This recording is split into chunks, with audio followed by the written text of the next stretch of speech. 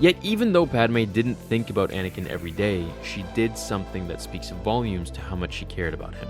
And this is something that no one knew unless you read this book.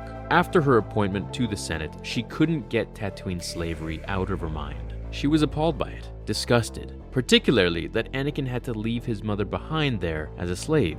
Padme wanted to make anti-slavery legislation a priority of her senatorship, but she knew it would be a fruitless attempt, and Chancellor Palpatine even told her as much. Padme wasn't about to give up though, so she concocted a plan with her most trusted handmaiden, Sabe. Sabe, as you recall, stood in for Queen Amidala during most of the Phantom Menace, so that Padme would be protected. Sabe was Padme's height, weight, and so closely resembled her that even people who knew them had to do double takes sometimes to tell them apart. Most importantly though, Sabe knew how Padme thought better than anyone, which is why Padme trusted her to take her place as queen sometimes. She also knew what Padme would say and act in basically any situation, so Padme trusted her beyond any of the others. Now, I also want to make a side video on the handmaidens that Padme had, because they're actually like really deadly assassins, and everything down to, you know, how they were trained to fight, to their clothes and garments were extremely planned out to protect them. Their clothes were kind of like Batman's suit, almost. I mean, they had, you know, like fire-retardant capes and